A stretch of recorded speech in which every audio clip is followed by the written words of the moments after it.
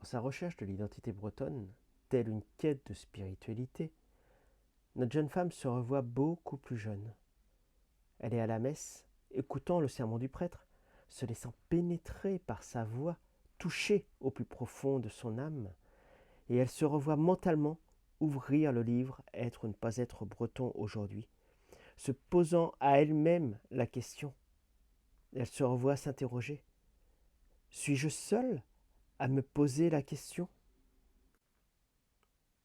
Quand tu commences à aborder ce sujet pour toi, tu t'aperçois que tu n'es pas seul, et qu'au contraire, nous sommes extrêmement nombreux dans ce cas, avec un degré d'avancement sur la question de l'identité plus ou moins fort en fonction de notre âge et de notre vécu.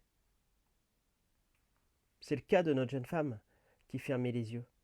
Elle nous amène dans sa réflexion, sa découverte et commence à regarder autour d'elle.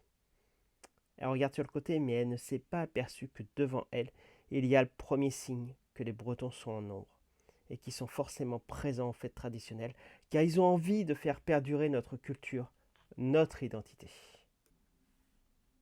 Elle ouvre les yeux et voit une procession, une communauté menée par le Gwenadu, tenue fièrement par un jeune patriarche.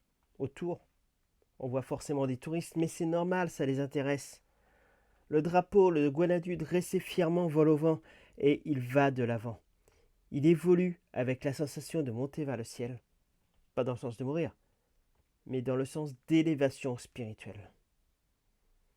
Mais quand tu observes le mouvement et la fin du drapeau, tu vois le point de fuite et tu t'interroges, tu te questionnes et te demandes ce qui se passe derrière.